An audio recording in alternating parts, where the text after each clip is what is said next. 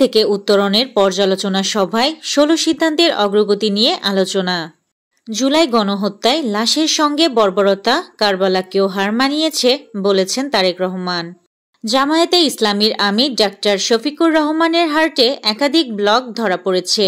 জরুরি ভিত্তিতে তার বাইপাস সার্জারির সিদ্ধান্ত নিয়েছেন চিকিৎসকরা।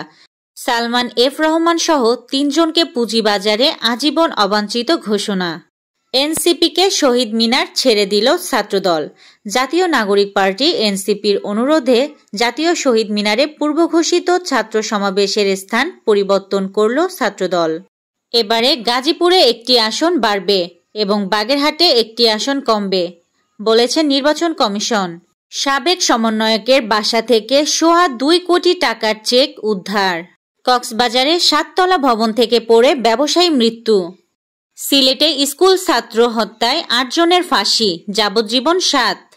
কুমিল্লায় কোটি টাকার ভারতীয় অবৈধ বাজি আটক করেছে বিজিবি।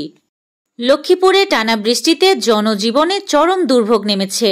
অতিবৃষ্টি ও মেঘনা নদীর জোয়ারে পানির চাপে লক্ষ্মীপুরের কমলনগর উপজেলার বলির পোল নাছিরগঞ্জ সড়ক ধসে খালে পরিণত হয়েছে।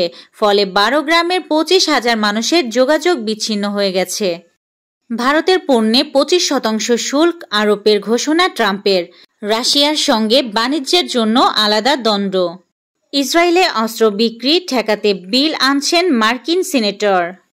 সেমিফাইনালেও পাকিস্তানের সঙ্গে খেলবে না ভারত, বাদ যুবরাজ ধাওয়ানরা।